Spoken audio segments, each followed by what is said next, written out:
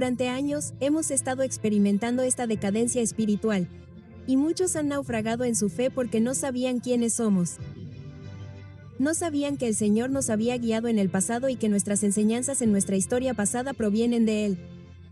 Cuando el mundo miró a Cristo en la cruz y creyó que era el final de su ministerio, fracasó. Dijeron que salvó a otros, pero ni siquiera puede salvarse a sí mismo. Para el mundo, el ministerio de Cristo fue un fracaso. Pero fue su mejor momento. Se confundieron sobre lo que es la luz y pensaron que la luz podría ser un error.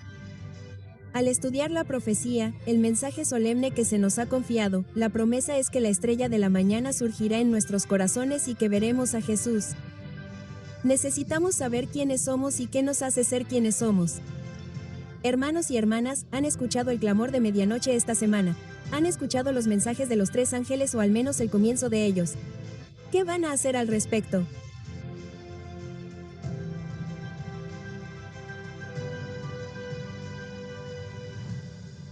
¿Qué hemos aprendido esta semana?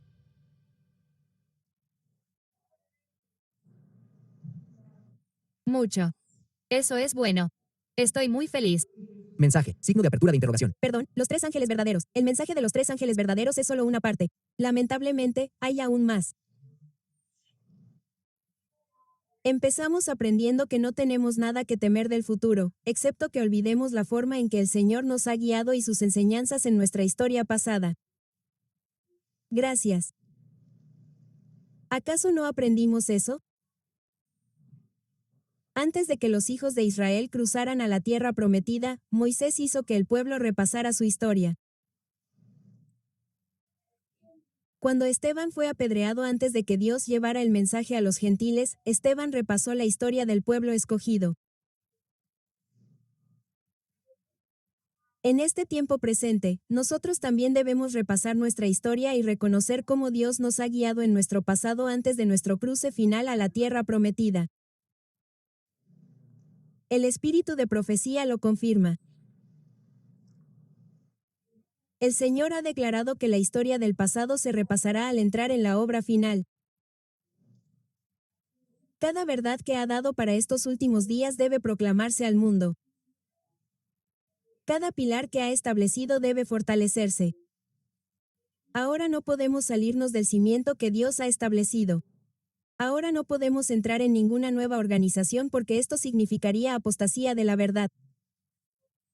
Ahora es necesario recordar la experiencia de los hombres que participaron en el establecimiento de nuestra obra al principio. El mensaje fue dado y no debe haber demora en repetirlo, porque las señales de los tiempos se están cumpliendo. La obra final debe llevarse a cabo. Una gran obra se realizará en poco tiempo. Pronto se dará un mensaje designado por Dios que se convertirá en un fuerte clamor. Estoy esperando con ansias eso. Entonces Daniel tomará su lugar para dar su testimonio. Vemos, entonces, que Daniel está conectado con este fuerte clamor. Sí. Debe despertarse la atención de nuestras iglesias. Estamos a punto de presenciar el acontecimiento más grande de la historia del mundo, ¿no es así? Y Satanás no debe tener poder sobre el pueblo de Dios, haciendo que se duerma. El papado aparecerá con todo su poder. Todos deben despertarse ahora y escudriñar las Escrituras, porque Dios hará saber a sus fieles lo que acontecerá en el último tiempo. La palabra del Señor llegará a su pueblo con poder. Amigos, estas palabras son muy importantes. Están tan llenas de significado y son tan serias y solemnes. Las señales del fin se están cumpliendo rápidamente. El tiempo de angustia está muy cerca ahora. Seremos llevados a lugares estrechos de una manera para la que no hemos sido traídos aquí. Lugares estrechos significa estrecho, apretado, confinado, apretado. No sé cómo se hará realidad eso. Quizás sea financiero, quizás sea social. No lo sé. El tiempo de angustia está cerca y debemos despertar a la comprensión de esto. Debemos asegurarnos de que nuestros pies están en el camino angosto. Aprendimos sobre el camino angosto esta semana, ¿no es así? ¿Qué ilumina ese camino angosto? El clamor de medianoche. Necesitamos una experiencia que aún no hemos tenido para que podamos tener la seguridad de que el Dios de toda gracia es una ayuda muy presente en el momento de necesidad.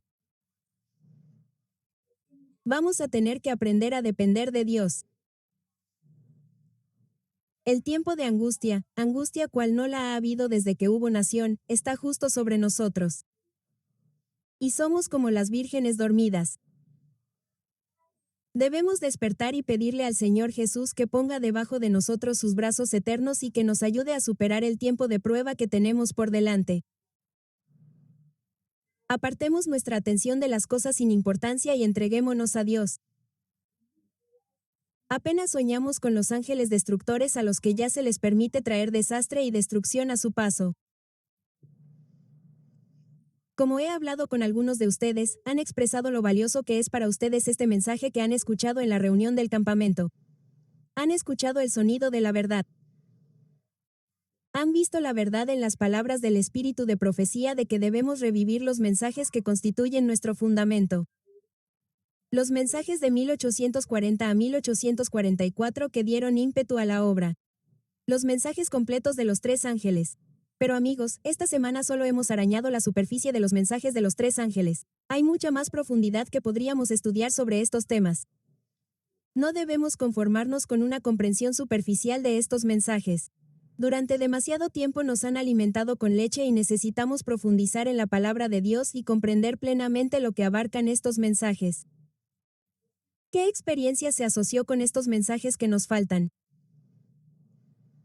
En el futuro, publicaremos más presentaciones sobre estos temas. Guías de estudio de Daniel y Apocalipsis. Daniel y Apocalipsis van de la mano. ¿Sabías eso? Si quieres entender Apocalipsis, tienes que entender a Daniel. Van juntos como los guisantes y las zanahorias. Esto es lo que dice Elena White. Apocalipsis, las enseñanzas de este libro son claras. En él, se retoma la misma línea de profecía que en Daniel. Los libros de Daniel y Apocalipsis son uno. Uno es una profecía, el otro una revelación. Uno es un libro sellado y el otro abierto. El libro de Daniel se abre en la revelación a Juan. Las cosas reveladas a Daniel se complementaron después con la revelación hecha a Juan. Apocalipsis es el suplemento de Daniel. En la revelación, todos los libros de la Biblia llegan a su fin. Este es el complemento del libro de Daniel. Todo lo que encuentres en Daniel, lo encontrarás en Apocalipsis y viceversa, y esta es una pista importante para entender estos dos libros. Vimos que Miller recibió el comienzo de la cadena de verdad de los ángeles. Al estudiar Daniel en Apocalipsis, convencido de que la profecía de los 2300 días señalaba la segunda venida de Cristo, se llenó de alegría al pensar que pronto vería a su Redentor. Escribe que la Biblia se convirtió en un libro nuevo para él. La llamó una fiesta de la razón, y ahora está llena de luz clara que emana de sus páginas. Aunque sabía que había partes que todavía no entendía del todo, la verdad brillante y gloriosa que había descubierto lo llenó de una alegría increíble. Esto es exactamente lo que nos pasó a mí y a mi familia hace 4 años. La Biblia se ha convertido en un libro vivo con rayos de luz que brillan desde cada parte y las verdades se entrelazan y conectan de manera que todo es una gran y hermosa bombilla de luz inspirada por Dios. ¿Conoces esas imágenes de alguien que abre un libro y de él sale luz? Eso es lo que ocurre cuando abres el libro de la Biblia. Sintió que era su deber contarles a los demás sobre la luz que había recibido. Sabía que encontraría oposición, pero también confiaba en que todos los cristianos que profesaban amar a Jesús se regocijarían con él. El deber de hablar al mundo del peligro que corrían resonaba continuamente en sus oídos. Sus labores fueron bendecidas desde el principio. Dondequiera que predicaba, los pecadores se convertían y los cristianos se sentían impulsados a una mayor consagración. Elena de White comparte sus experiencias al escuchar a Miller. Pero ahora estaba escuchando los sermones más solemnes y poderosos sobre el hecho de que Cristo vendría en 1843, solo unos pocos años después.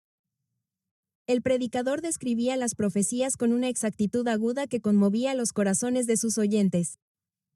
Se detenía en los períodos proféticos y acumulaba pruebas para fortalecer su posición. Luego, sus solemnes y poderosos llamamientos y amonestaciones a los que no estaban preparados cautivaban a las multitudes. Pronto no pudo satisfacer todas las solicitudes de hablar. Los traficantes de licores y los garitos de juego abandonaron sus empleos habituales y convirtieron sus instalaciones en salones de oración y grupos de estudio bíblico. Los empresarios se reunían al mediodía para rezar. No había emoción, solo somnolencia, ya que la gente se daba cuenta de la seriedad de su mensaje. William Miller era un hombre de gran valor que no podía sino inspirar respeto y estima allí donde se valoraba la integridad de carácter y la excelencia moral. Uniendo la verdadera bondad de corazón con la humildad cristiana y el poder del autocontrol, era atento y amigable con todos, dispuesto a escuchar las opiniones de los demás y a sopesar sus argumentos. Era autocontrolado y no mostraba pasión ni entusiasmo. Y, sin embargo, a pesar de estas buenas cualidades, experimentó una amarga oposición. Sus mensajes no fueron bien recibidos por los maestros religiosos populares. La falta de argumentos bíblicos por parte de sus oponentes se compensaba con burlas y mofas. A medida que más personas se unían a Miller en la creencia del mensaje de la venida de Cristo, sus enemigos utilizaban tiempo, medios y talentos para difamar a aquellos cuya única ofensa era que esperaban la alegría del regreso de Jesús y se esforzaban por vivir vidas santas. Los opositores comenzaron a argumentar que era un pecado, algo de lo que avergonzarse, estudiar las profecías relacionadas con la venida de Cristo y el fin del mundo. De esta manera, los ministros populares socavan la fe en la palabra de Dios. Hoy en día, se considera desinformado, ignorante y anticuado considerar que Turquía tiene un papel que desempeñar en los acontecimientos del fin de los tiempos. Y esas no son las únicas creencias fundamentales que se consideran desagradables. La prensa religiosa rara vez mencionaba el nombre de Miller, excepto para ridiculizarlo o denunciarlo. Recurrieron a insultos abusivos y crueles para manchar su reputación. El hombre de cabeza hueca, que había abandonado un hogar confortable para viajar por su cuenta de ciudad en ciudad, de pueblo en pueblo para advertir del juicio, fue denunciado con desprecio como un fanático, un mentiroso y un canalla sin principios. Las burlas, las falsedades y los insultos que le propinaron los llamados religiosos incluso llamaron la atención de la prensa secular. ¿Cómo podían aquellos que afirmaban ser cristianos tratar el tema de la segunda venida de Cristo con tal falta de respeto? ¿Cómo podían burlarse del día del juicio y mofarse del mismo Dios? Satanás estaba detrás de todo esto, por supuesto, pero no solo había buscado desanimar a Miller, sino también destruir al mensajero.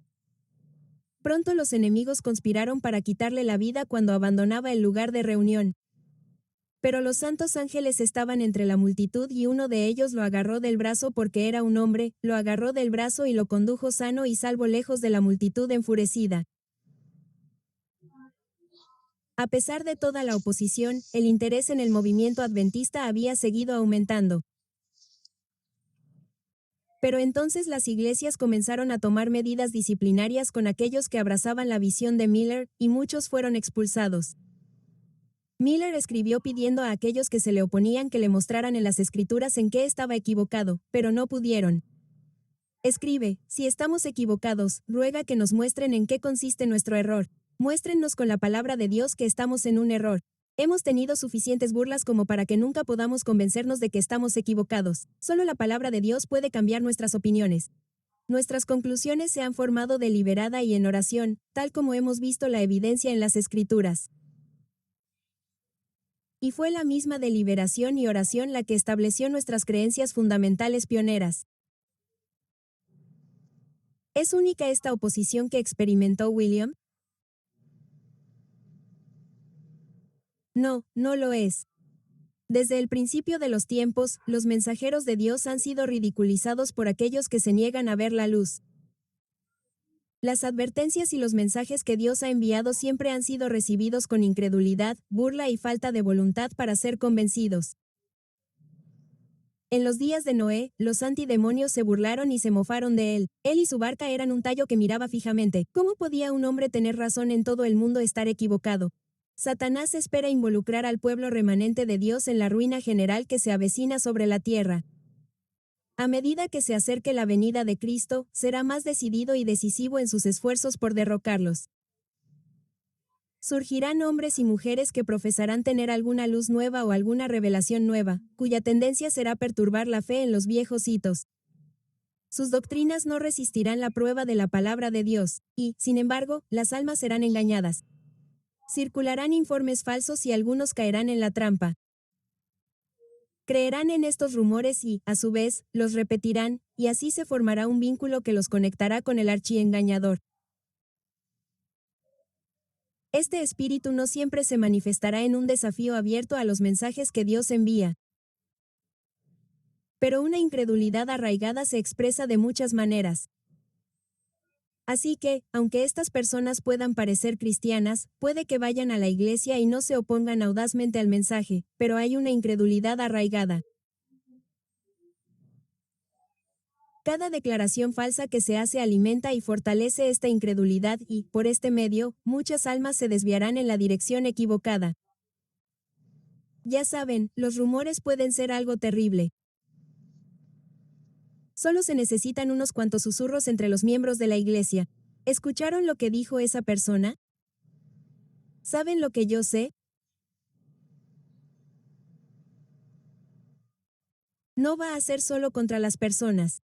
Puede ser contra los ministerios. Amazing Discoveries ha tenido su cuota. Aquellos que se oponen a la obra utilizarán todos los medios para desestabilizar a los que predican y a los que desean aprender. ¿Recuerdan el sueño de William Miller que Mackenzie nos contó ayer? Vamos a repasarlo. En el sueño, Miller recibe un cofre hecho de ébano y perlas. Cuando abrió el cofre con una llave que le habían dado, lo encontró lleno de joyas de todo tipo y tamaño, diamantes, monedas de plata y oro, piedras preciosas. Todo estaba hermosamente arreglado y brillaba tan brillante como el sol. Se sintió obligado a compartir esta hermosa vista con los demás.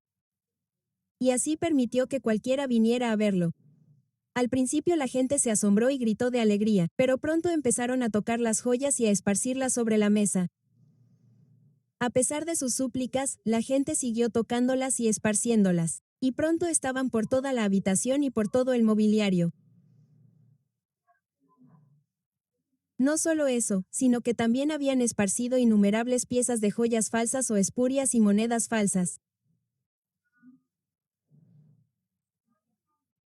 Cuanto más intentaba detenerlos, más lo hacían y traían tierra, basura, virutas y arena hasta que todas las joyas y monedas auténticas quedaron cubiertas y nadie pudo verlas más.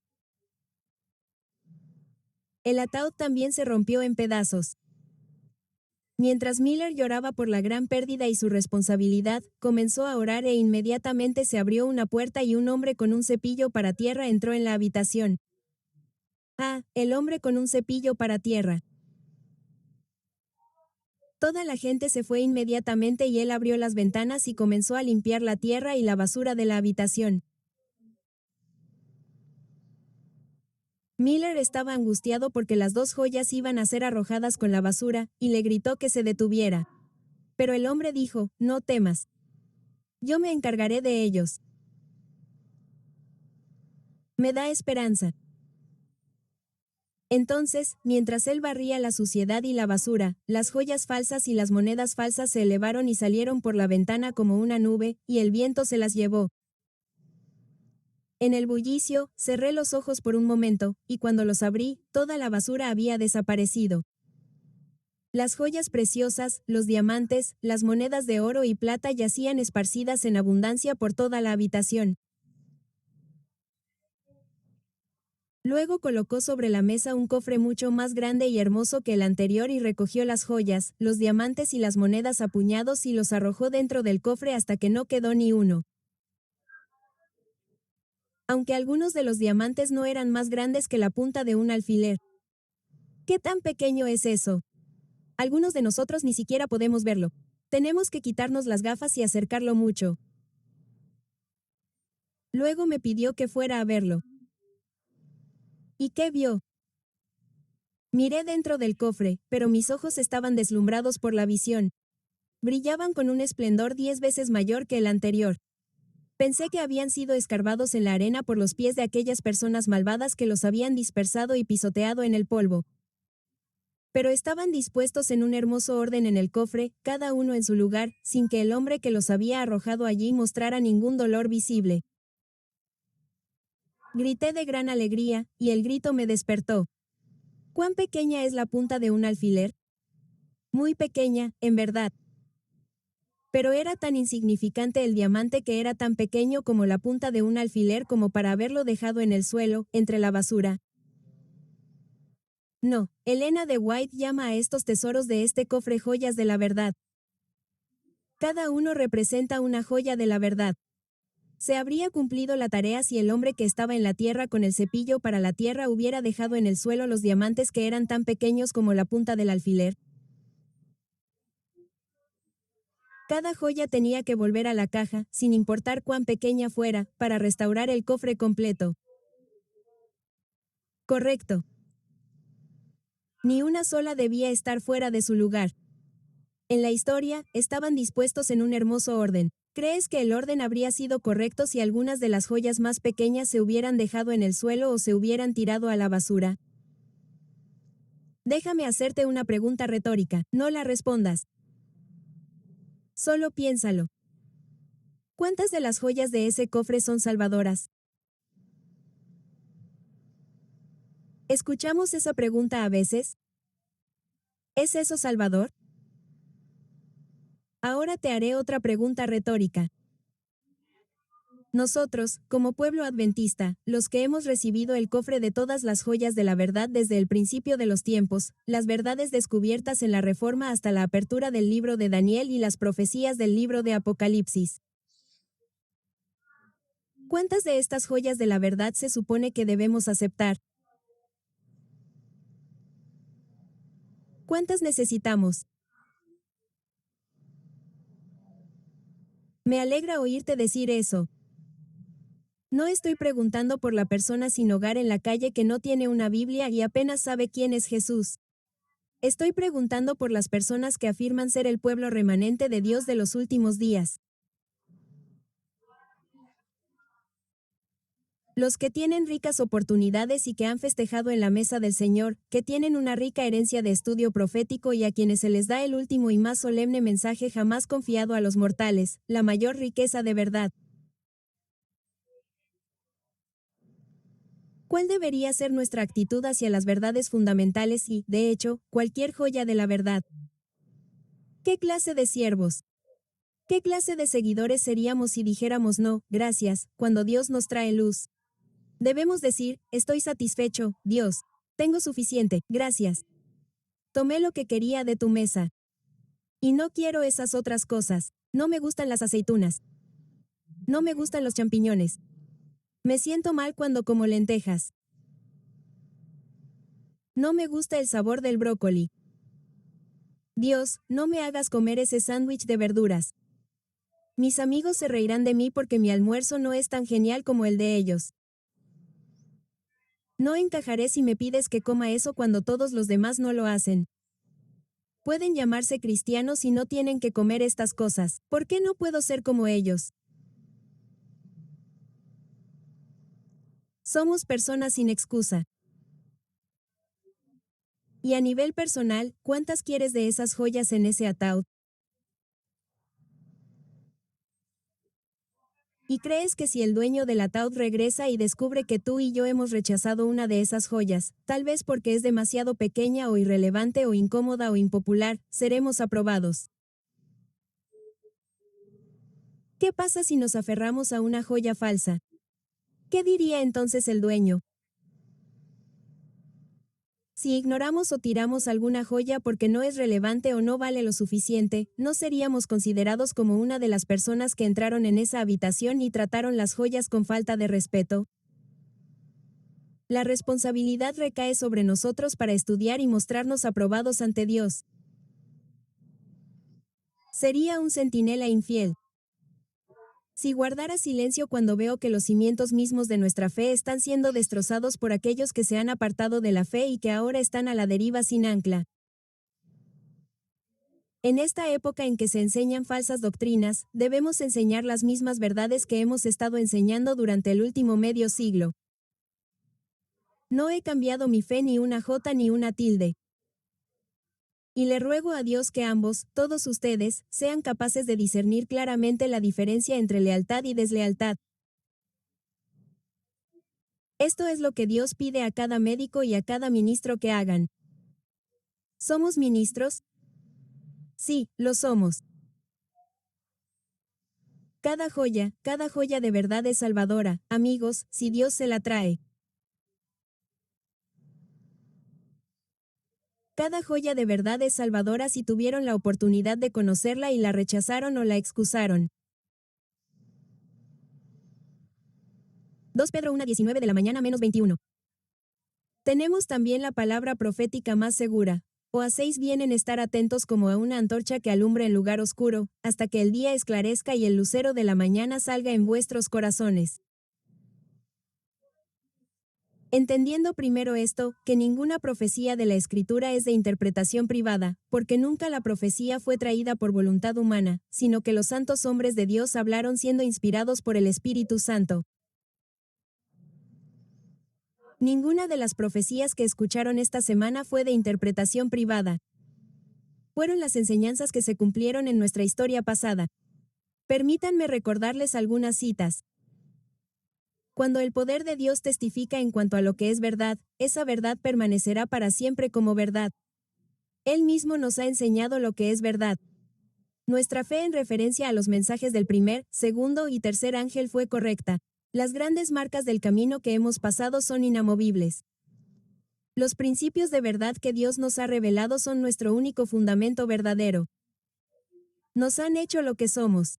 Hoy tenemos una crisis de identidad en nuestra iglesia. Necesitamos saber quiénes somos y qué nos hace ser quienes somos. El paso del tiempo no ha disminuido su valor. Este fundamento fue construido por el maestro obrero y resistirá tormentas y tempestades. Amigos, hoy la iglesia se encuentra en una encrucijada. La mayoría busca un evangelio actualizado, uno que se ajuste a los tiempos, que sea respaldado por los teólogos y seguido por la mayoría. Nos dirigimos hacia la sacudida, y todo lo que pueda ser sacudido será sacudido. Si no nos aferramos al Evangelio eterno, seremos sacudidos. Esta semana, han aprendido sobre una luz antigua, y oramos para que les haya despertado el apetito por saber más. Oramos para que el Espíritu Santo los haya encendido con un nuevo celo, una nueva chispa de luz a medida que estudian más y más, y que su celo aumente exponencialmente a medida que continúan estudiando, tal como lo ha hecho el nuestro.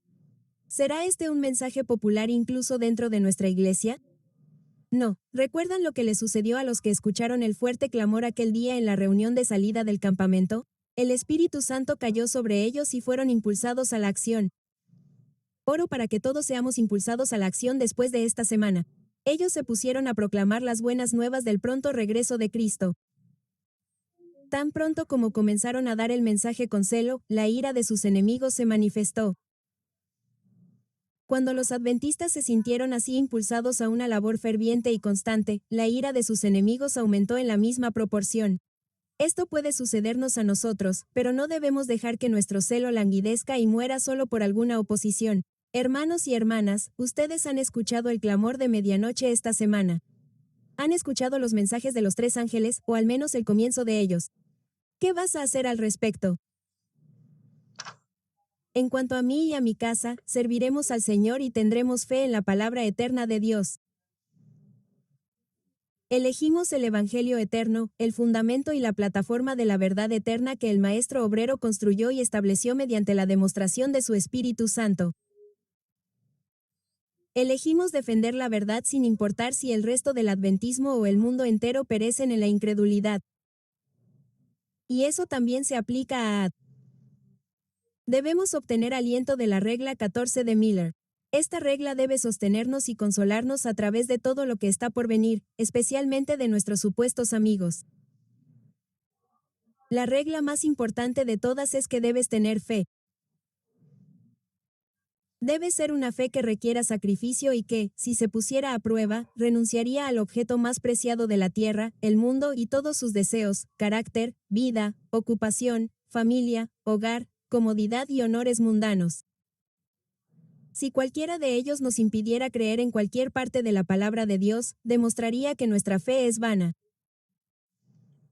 Tampoco podremos creer mientras alguno de estos motivos aceche en nuestros corazones. Debemos creer que Dios nunca perderá su palabra. Amigos, la prueba llegará a cada alma. Pero amigos, al elevar la verdad, sin importar el resultado, tendremos la victoria sin importar el resultado. Pero no creo que el Señor haya terminado con nosotros todavía. Amigos, la siguiente cita es trágica y llena de esperanza al mismo tiempo. Muestra dos grupos de personas y tú puedes elegir en qué grupo estás. Habrá en las iglesias de la Séptima Avenida una maravillosa manifestación del poder de Dios. Puedes elegir si eres parte del grupo que ve esa maravillosa manifestación del poder de Dios. Pero también puedes elegir ser del otro grupo. No se moverá sobre aquellos que no se han humillado ante el Señor y no han abierto la puerta del corazón mediante la confesión y el arrepentimiento. En la manifestación de ese poder que ilumina la tierra con la gloria de Dios, ¿qué es eso? Ese es el cuarto ángel. Solo verán algo que en su ceguera consideran peligroso. Algo que despertará sus temores y se prepararán para resistirlo porque el Señor no obra según sus ideas y expectativas. Se opondrán a la obra. ¿Por qué? ¿Dicen que acaso no deberíamos conocer el Espíritu de Dios cuando hemos estado en la obra tantos años? Esto lo podrían decir pastores, líderes y personas famosas y prominentes. Nosotros elegimos si vemos la manifestación del poder de Dios o no.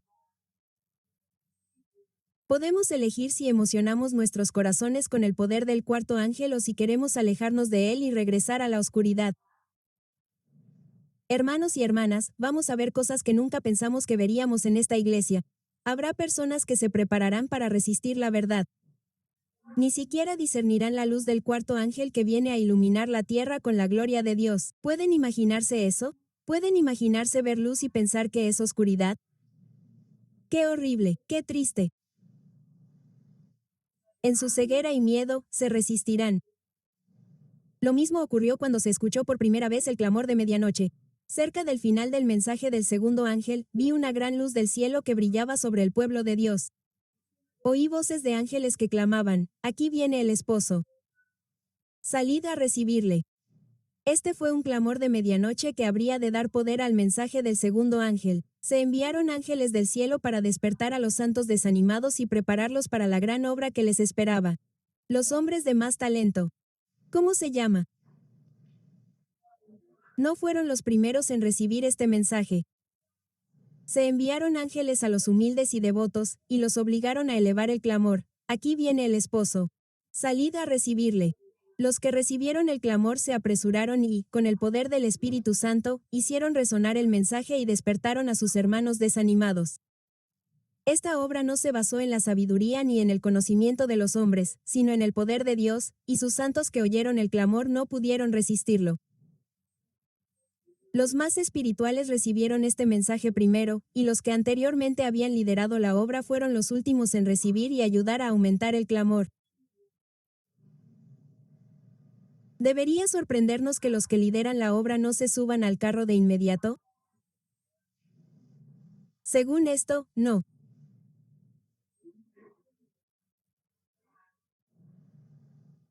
Los conferenciantes adventistas, que son predicadores destacados e inteligentes, fueron los últimos en adoptar las opiniones de la época, y los más destacados fueron los últimos en sumarse a ellas.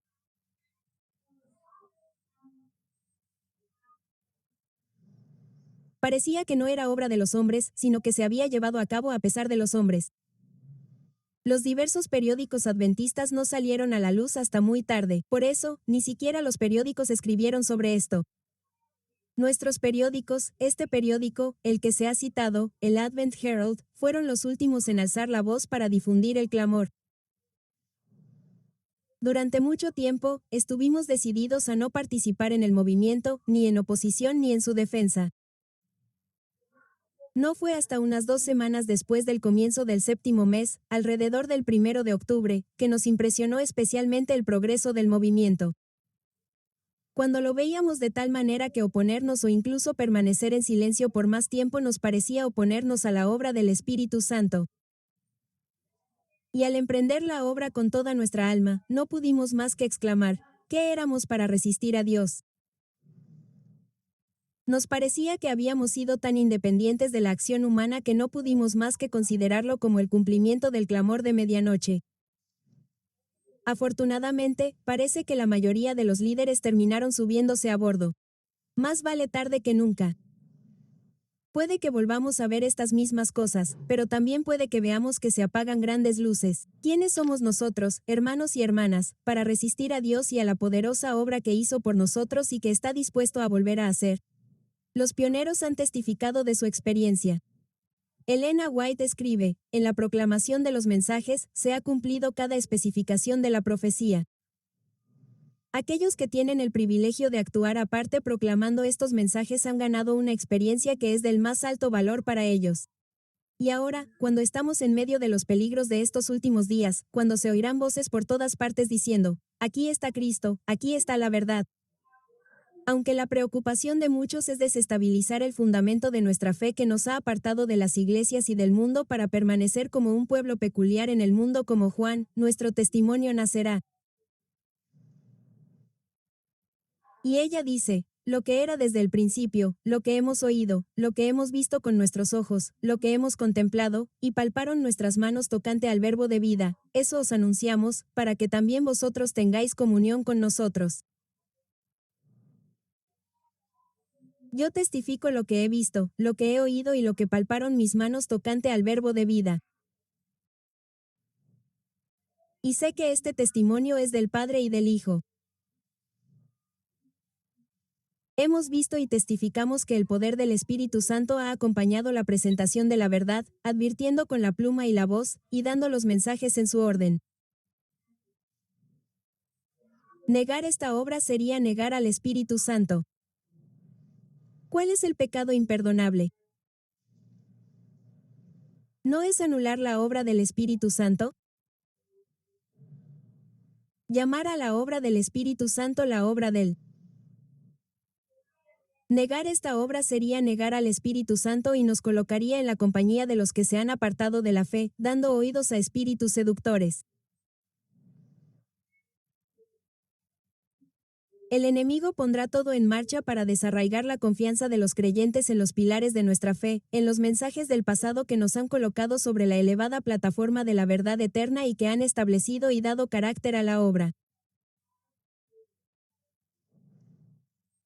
El Señor Dios de Israel ha guiado a su pueblo revelándole la verdad de origen celestial.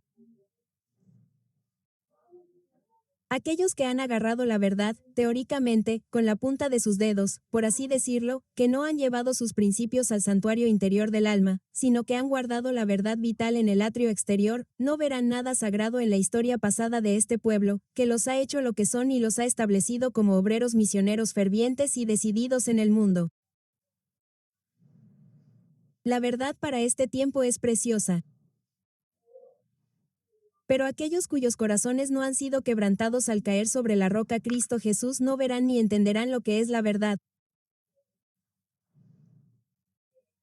Aceptarán lo que les agrade a sus ideas y comenzarán a fabricar otro fundamento distinto del que está puesto. Halagarán su propia vanidad y estima pensando que son capaces de quitar los pilares de nuestra fe y reemplazarlos con pilares que ellos mismos han ideado. Esto continuará siendo así mientras dure el tiempo. Cualquiera que haya sido un estudiante atento de la Biblia verá y entenderá la solemne posición de aquellos que están viviendo en las escenas finales de la historia de esta tierra. Sentirán su propia ineficiencia y debilidad, y harán de su principal preocupación no solo una apariencia de piedad, sino una conexión vital con Dios. Hablamos de eso esta mañana. No se atreverán a descansar hasta que Cristo sea formado en la esperanza de gloria. El yo morirá. El orgullo será expulsado del alma, y tendrán la mansedumbre y la gentileza de Cristo. Vemos en esta cita que estudiar las escenas finales de la historia de esta tierra nos hace sentir nuestra ineficiencia y debilidad para darnos cuenta de nuestra desesperada necesidad de Cristo y de que necesitamos una conexión vital con Dios. Vemos la necesidad de tener a Cristo formado en nuestro interior, de morir al yo y de expulsar el orgullo y la terquedad. Aquellos que entienden lo que Dios está tratando de mostrarnos se arrodillarán con urgencia y en oración ante Dios pidiendo su justicia recibida por la fe y que el carácter de Cristo se reproduzca en nosotros. El mensaje de los tres ángeles es la justicia por la fe en verdad porque no es una comprensión teórica de la justicia, sino que se aplica de manera práctica cuando caemos ante la cruz. Dándonos cuenta de nuestro estado y suplicando por los ricos dones que solo Cristo puede impartir. La evidencia que hemos tenido durante los últimos 50 años de la presencia del Espíritu de Dios con nosotros como pueblo resistirá la prueba de aquellos que ahora se están alineando del lado del enemigo y se están preparando para oponerse al mensaje de Dios. No hay nada que nadie pueda hacer para impedir que la verdad sea restaurada, ya sea que se discierna o no. El hombre con el cepillo de tierra está volviendo a poner las joyas en el cofre una por una. Él es de origen celestial. No podemos luchar contra él. O somos de los que limpian las joyas y distribuyen joyas espirituales, o somos de los que lloran porque las joyas se perdieron y contemplan con asombro las joyas en el cofre mientras son restauradas. Creo, amigos, que Dios está preparando a su pueblo para recibir las joyas y la lluvia tardía y ser sellados en la verdad. Algunos de ustedes han venido a mí con lágrimas en los ojos ante el maravilloso tesoro que Dios ha revelado. Yo siento lo mismo. Estoy igualmente asombrado y maravillado por lo que Dios está sacando de debajo de los escombros y la basura que se ha arrojado sobre la verdad. Estoy increíblemente horrorizado de que se haya perdido tanto. Dios ha esperado pacientemente todo este tiempo, mientras nosotros ni siquiera sabíamos estas cosas, para que pudiéramos descubrirlas. Y esperará un poco más. Sí, tenemos que aprender en unos pocos meses lo que muchos han tenido la oportunidad de aprender durante años. Sí, sentiremos que nuestro cerebro se reorganiza a medida que aprendemos estas cosas. Pero Dios va a esperar hasta que la última persona sincera se haya asentado completamente en la verdad.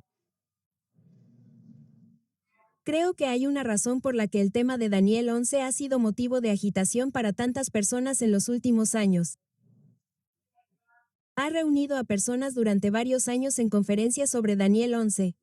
Ha sido un punto de interés porque Dios está agitando esta cuestión para atraer nuestra atención hacia ella porque pronto se cumplirá. El mundo está agitado con un espíritu de guerra. La profecía del capítulo 11 de Daniel casi ha alcanzado su cumplimiento completo. Pronto tendrán lugar las escenas de angustia mencionadas en las profecías. La propia Ellen White dice que el capítulo 11 de Daniel está casi cumplido. Dios quiere que su pueblo sepa que tenemos el mensaje tal como nos lo dio en 1843 y 1844. Entonces sabíamos lo que significaba el mensaje y hoy hacemos un llamado a nuestro pueblo para que obedezca la palabra. Hay periodos que son puntos de inflexión en la historia de las naciones y de la Iglesia. Creo que estamos en uno. En la providencia de Dios, cuando llegan estas diferentes crisis, se da la luz para ese momento. Si se recibe, hay progreso espiritual. Si se rechaza, se produce la decadencia espiritual y el naufragio. Durante años, hemos estado experimentando esta decadencia espiritual.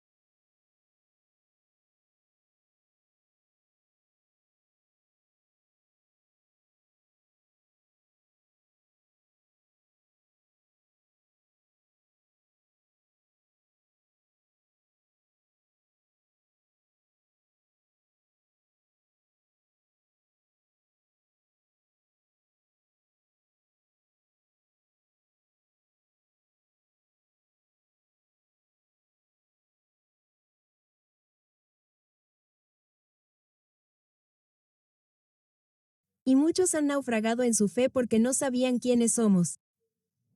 No sabían que el Señor nos había guiado en el pasado y que nuestras enseñanzas en nuestra historia pasada provienen de Él. No sabían que somos un movimiento con el mensaje más sagrado que se haya confiado a los mortales. No se dieron cuenta de que la verdad, cuando se da, permanece para siempre.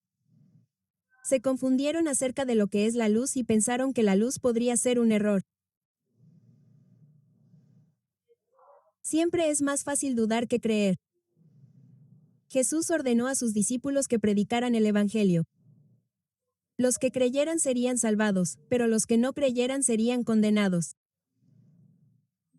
Él sabía muy bien que solo unos pocos creerían, y así ha sido.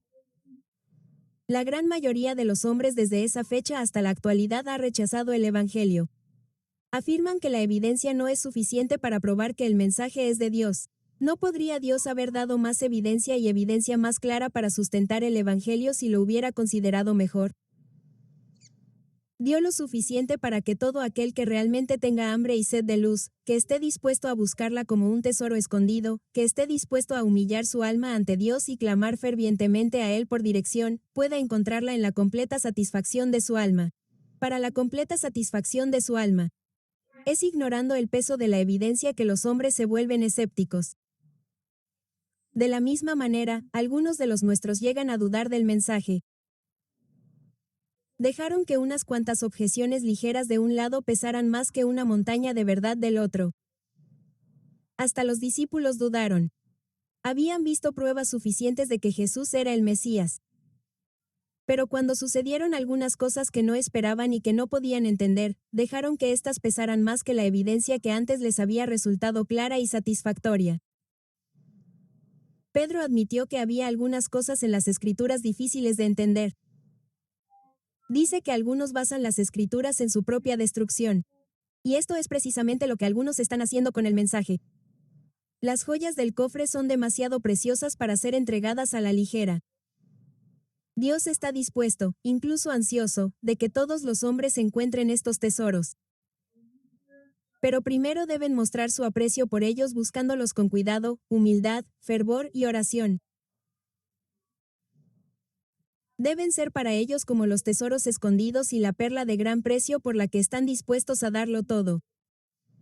Unos pocos obstáculos o dificultades no los hacen retroceder. Pero cuando los hombres se vuelven orgullosos y autosuficientes, entonces el Señor los deja para que se llenen de sus propios caminos. Mirad al ardiente Herodes, exigiendo pruebas de Cristo de que era el Hijo de Dios. ¿Cuánto le dio Jesús? No le respondió ni una palabra. No tenía ni un rayo de luz para él. Nada. Pero ahora mira a nuestro Señor junto al pozo de Samaria. A esa humilde mujer le abre toda su alma y le dice claramente que Él es el Mesías. Dejó a propósito que los orgullosos fariseos sacaran una conclusión errónea de su declaración de que podía construir el templo en 3 días mientras explicaba cuidadosamente todas sus parábolas a los humildes pescadores. Observad lo que Dios dice de Cristo. He aquí, pongo en Sión una piedra de tropiezo, una roca de escándalo. ¿Acaso Dios no sabía que el hombre tropezaría con él? Sí. Y por eso sabe que también tropezarán con otras verdades, tal como siempre lo han hecho y siempre lo harán.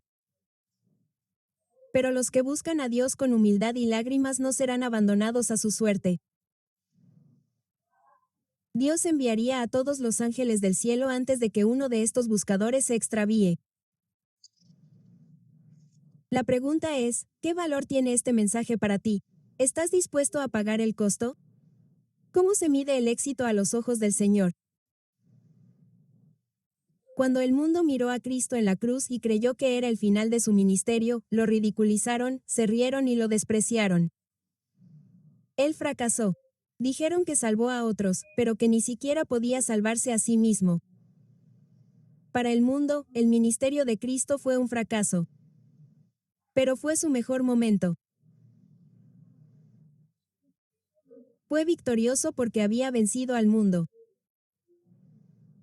Pudo demostrar al mundo que podemos vencernos a nosotros mismos en la carne de hombres y mujeres mortales.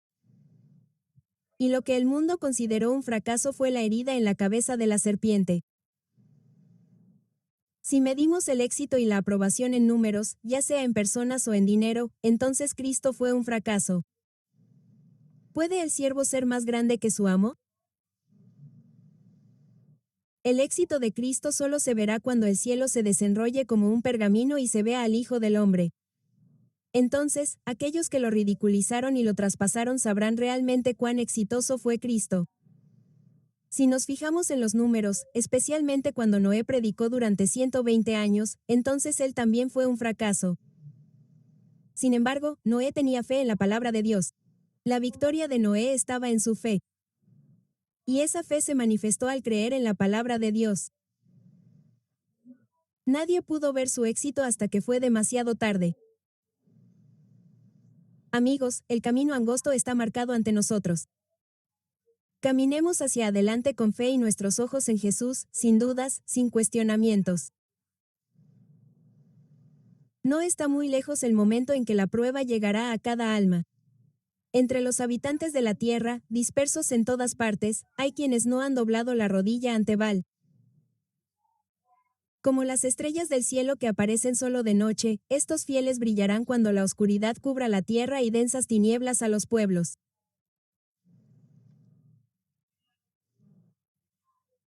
En África, en las tierras católicas de Europa y Sudamérica, en China, en la India, en las islas del mar y en todos los rincones oscuros de la tierra, Dios tiene en reserva un firmamento de elegidos que aún brillarán en medio de la oscuridad, revelando claramente a un mundo apóstata el poder transformador de la obediencia a su ley. Incluso ahora están apareciendo en cada nación, entre cada lengua y pueblo, y en la hora de la apostasía más profunda, cuando se realiza el esfuerzo supremo de Satanás para hacer que todos, pequeños y grandes, ricos y pobres, libres y esclavos, reciban, bajo pena de muerte, la señal de lealtad a un falso día de reposo. Estos fieles, irreprensibles e inofensivos, los hijos de Dios sin mancha, brillarán como luminares en el mundo. Cuanto más oscura sea la noche, más brillantemente brillarán. Amigos, ustedes y yo tenemos la oportunidad de ser uno de ese número que brillará como las estrellas en la oscuridad de la noche. Al estudiar la profecía, el solemne mensaje que se nos ha confiado.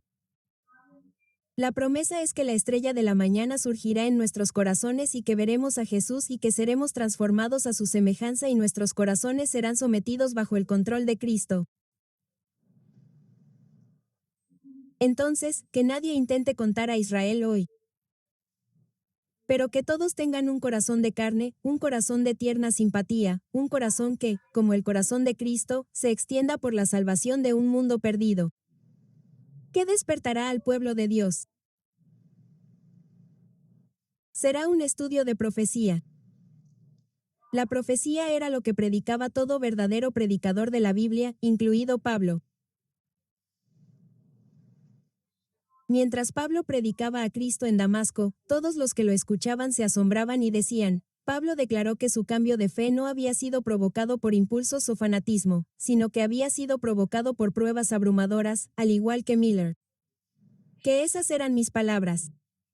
En su presentación del Evangelio, procuró dejar claras las profecías relacionadas con la primera venida de Cristo. Demostró de manera concluyente que estas profecías se habían cumplido literalmente en Jesús de Nazaret. El fundamento de su fe era la segura palabra de profecía, y también lo es la nuestra. Abran sus Biblias en Ezequiel 37. La mano del Señor vino sobre mí, y me llevó en el espíritu del Señor, y me puso en medio de un valle que estaba lleno de huesos, y me hizo pasar junto a ellos por todos lados. Y he aquí que eran muchísimos sobre la faz de la tierra, y he aquí que estaban secos en gran manera. Amigos, estamos secos. Nuestra iglesia está seca. Y me dijo, Hijo de hombre, ¿vivirán estos huesos? Y yo respondí, Oh Señor Dios, tú lo sabes. De nuevo me dijo, profetiza sobre estos huesos y diles, oh huesos secos, escuchad la palabra del Señor. ¿Qué les dijo a los huesos? Profecía. Así dice el Señor Dios a estos huesos: He aquí, yo hago entrar espíritu en vosotros, y viviréis. Pondré espíritu sobre vosotros, haré subir sobre vosotros carne, os cubriré de piel y pondré espíritu en vosotros, y viviréis, y sabréis que yo soy el Señor. Profeticé, pues, como me fue mandado. Y mientras profetizaba, hubo un ruido, ¿y qué más? Un temblor. Y los huesos se juntaron, hueso con hueso. Y miré, y he aquí el espíritu, y la carne subió sobre ellos, y la piel los cubrió por encima, pero aún no había espíritu en ellos. Entonces me dijo: Profetiza al espíritu. Profetiza, hijo de hombre, y di al espíritu: Así dice el Señor Dios: Espíritu, ven de los cuatro vientos, y sopla sobre estos muertos, y vivirán. Comillas. ¿Qué son los cuatro vientos, amigos? Los cuatro vientos están conectados con el cierre de la gracia. Daniel 12:1, el final del mensaje del tercer ángel. Es no tomar la marca para que los vientos no soplen sobre ti y seas destruido por el viento. El mensaje de los vientos despierta al pueblo de Dios.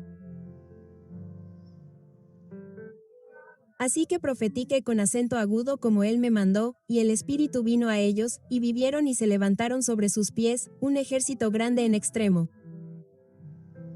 Alabado sea el Señor. Cuando Ezequiel profetizó a los huesos secos, profetizó el testimonio directo.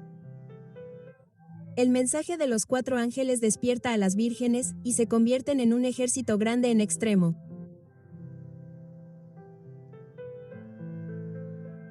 Estos huesos representan la casa de Israel, la iglesia de Dios, y la esperanza de la iglesia es la influencia vivificante del Espíritu Santo. El Señor debe soplar sobre los huesos secos para que puedan vivir. Dejo mi pluma y elevo mi alma en oración para que el Señor sople sobre su pueblo apóstata, que es como huesos secos, para que puedan vivir.